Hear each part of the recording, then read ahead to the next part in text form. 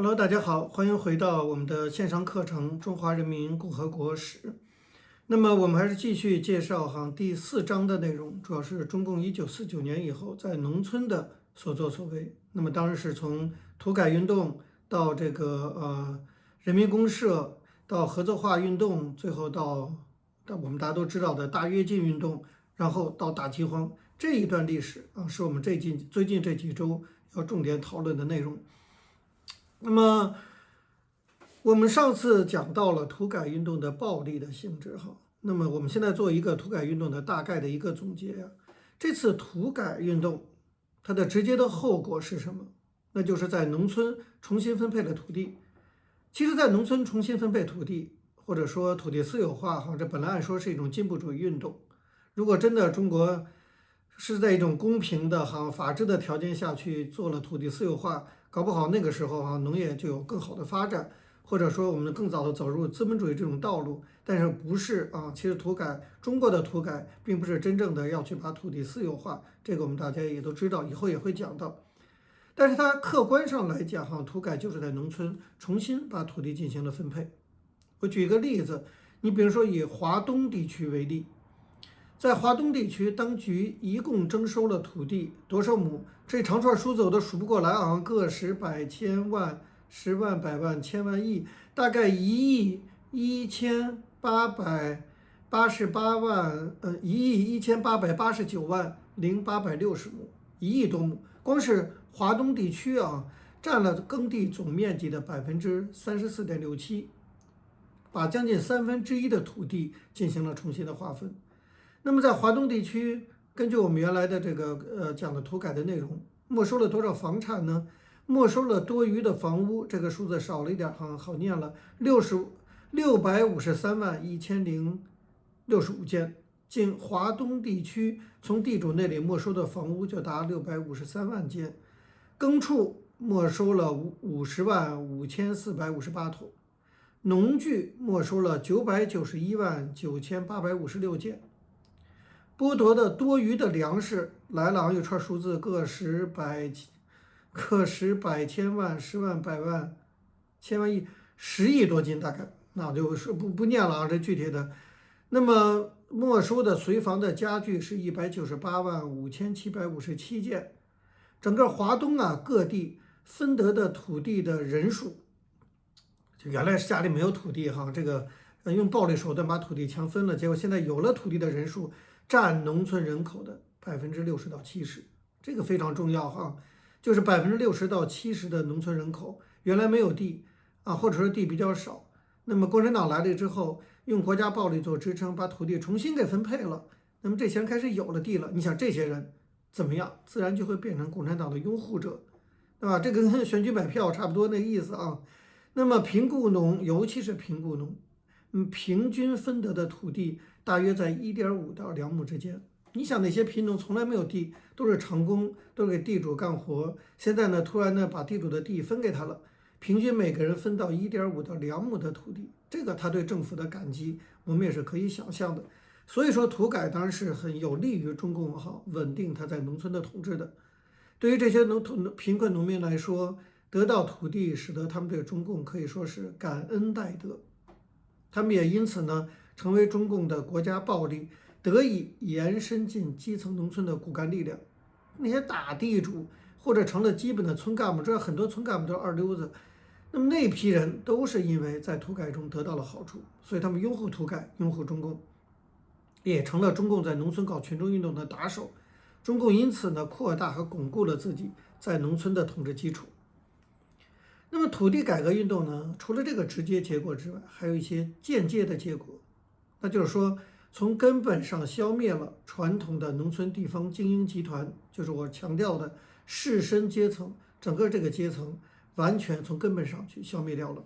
还有就是在农村过去的宗族的影响力，我们都知道赵钱孙李这些大姓宗族的影响力，在过去的农村封建时代的农村是影响力非常大的。你比如说，还是在苏南这个地区，苏南地区的有个地方叫义庄在这个义庄的大祠堂，就是大家在农村待过都知道，农村的那些宗族的祠堂里头供奉着什么老张家几十代人，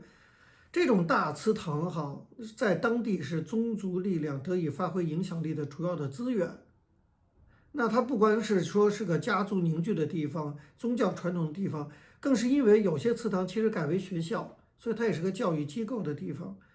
祠堂这样的土地哈，虽然一般都是由封建官僚、商人捐赠或者购买的，平时呢也出租给这个农民耕种，但是其收入的很大一部分都是由各个家族的成员是共用的。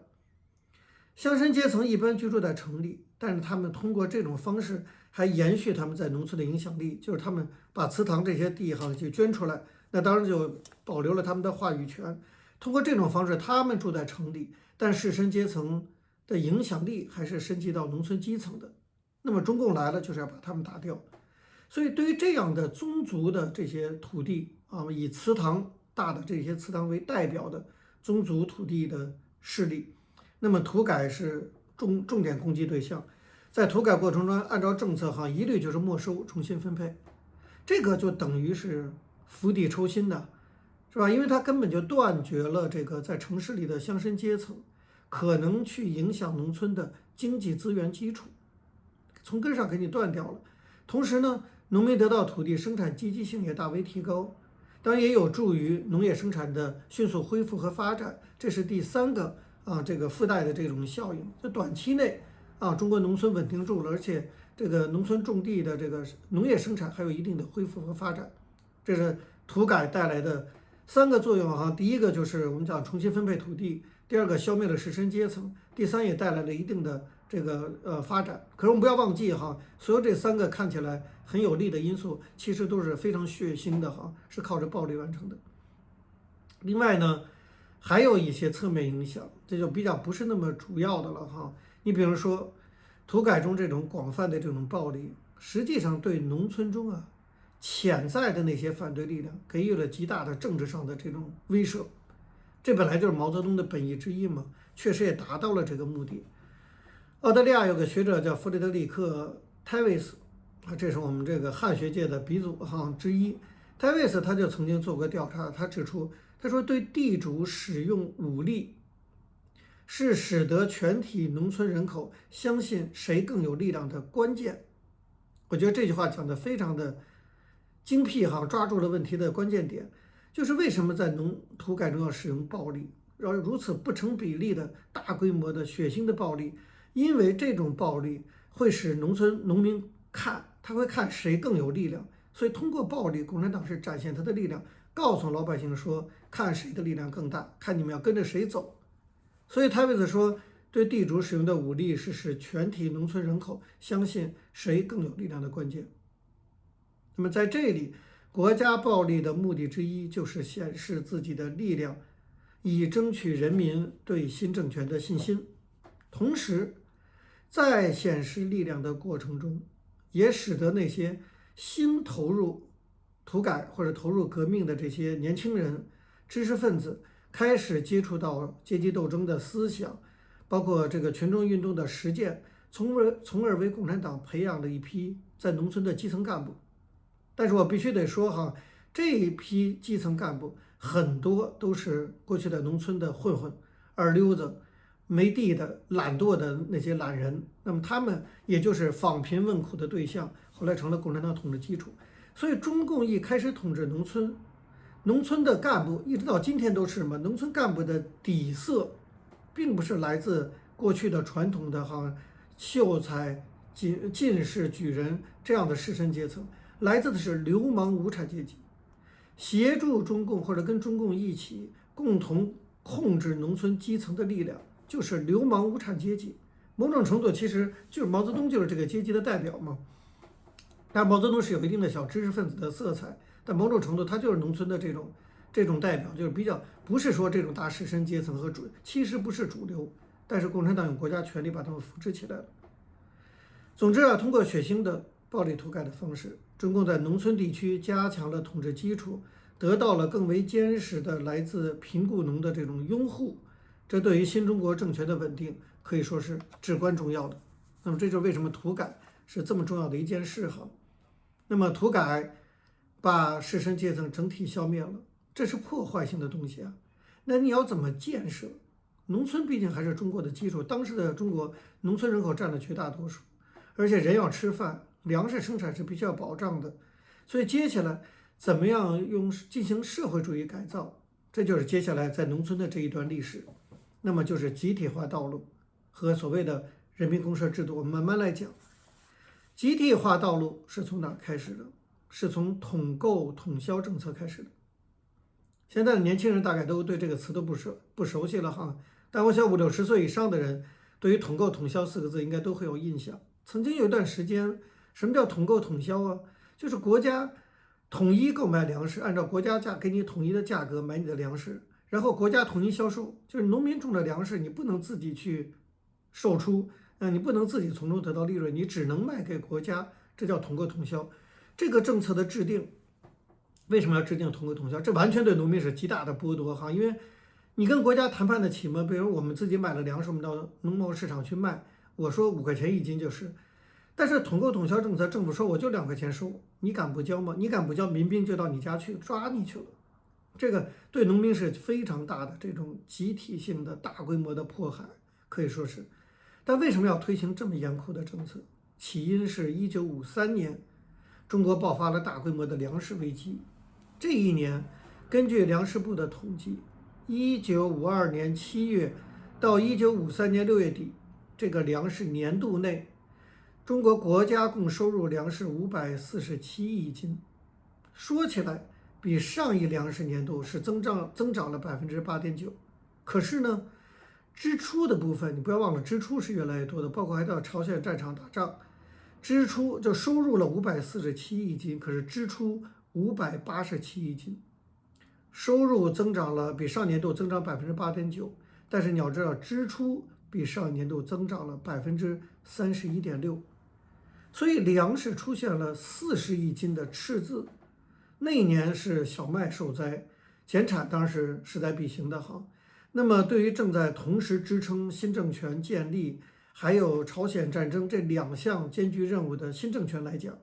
这个减产，这个粮食的减产可以说是一个致命的一种压力。在这种情况下，当局要检讨怎么办？结果，当局检讨农业粮食生产出现赤字，检讨原因，除了城市人口大幅度增加，这是比较理性的检讨之外，居然有非常非常不理性的检讨啊！这是官方历史绝对不讲的事情，我一定要把它讲出来，大家可以听听看，中共是多么邪恶的一个集团哈！就是中共检讨1953年这个粮食危机的原因的时候，当时主管工作的薄一波，就是薄熙来的爸爸，当然包括党的一些其他高级干部，居然认为为什么1953年出现了粮食危机，认为是什么？认为是农民吃的太多了啊，不是粮食减产是主要原因。主要原因是农民比以前吃的太多了，我们太惯着农民了，这就是薄一波的调查结果。薄一波专门带了工作团到华北去调查，调查回来之后提出了一个报告，在这个报告里呢他说过去啊，山区的农民一年只吃10顿白面，他说现在呢，山区的农民每个月吃白面达到了4、5顿、7、8顿白面。过去一年才吃4顿，现在每个月都吃4、5顿。他说这样当然面粉需求量空前巨大。他说这才是我们国家收购小麦困难的主要原因。你想想有这样的政府吗？他不是说看着老百姓吃饱了白面，吃多了白面高兴，他反倒认为农民吃多了白面导致了国家收购小麦困难，导致了粮食危机。完全原因，薄一波说因为农民白面吃多了。这面食吃多了，你就应该吃糠咽菜，对不对？你要吃糠咽菜，省下白面，就不会有粮食危机，就是这个意思。这段历史，我想真的是就是这是一个什么样的政权，大家可以自己想想。反复权衡之下，那么中共当局去应对之策就是改采统购统销，就是你再有粮食啊，你别自己卖去了，或者你不卖你自己吃了，必须得卖给国家，统购统销，统一的统。其实质呢，就是强行从农民手中低价购买粮食，这也是完全建立在国家暴力基础上的一种国家的剥夺行为。那么，为了配合这个统购统销政策。这统购统销政策一直持续几十年哈。那么为什么中国农村那么穷？就是从统购统销政策来的。因为你种出的粮食你根本不能自己卖，你给自己得不到收益，你只能被迫必须的卖给国家。到后来大家都知道，所谓征粮队，你要有粮食不卖给国家，民兵会冲进你家里，砸你的粮缸，挖你地下地，看你有没有把粮食藏在土地里。你还必须得卖给国家，国家出的价格非常的低，没有竞争者嘛，对吧？垄断式的嘛，它当然不需要很高的价格，要到农贸市场就会有竞价嘛，所以农民只能被迫低价把粮食卖给国家。这农民也真是也不带反抗的。那么这就是农村长期贫困的最根本的原因，就是中共从一建政开始就在农村实行的统购统销政策。为了保证统购统销，因为你这么多的农民每个人都有粮食，你怎么能确保每个人都把粮食卖给国家？农村地区基层上必须组织起来。过去在封建王朝皇权是不会下降到农村的，当然有些政权可以通过士绅阶层下降，那士绅阶层我刚才讲了，大多数时间住在城市里，管不了这么多。所以中共要重新在农村建立最基层开始建立全面的控制性的组织结构。那么什么呢？就是农村的集体化政策。为了保证统购统销，农村的集体化就显得刻不容缓了。1953年10月16号，中共中央做出了一个决定，叫做《关于实行粮食的计划收购与计划供应的决议》。这是一个重要的一个决定哈，就是对于粮食要进行计划收购和计划供应，也就是统购统销。第一条就规定说，生产粮食的农民应当按国家规定的收购粮种，连粮种都指定，你只能种小麦，你只能种大麦，这个要乡政府来定。收购价格和计划收购的分配数量，那么按照由政府来决定，然后将余粮这个是要卖给国家原话叫生产粮食的农民应该按照国家规定的收购粮种、收购价格和计划收购的分配数量，将余粮售给国家。什么叫余粮？就是你留下够你吃的，当然也不能把农民都饿死，只要够你吃的，剩下的都要输给国家，这就叫统购。那么这个决议还规定，对城市人民和农村缺粮的人民实行粮食计划供应，这就是统销。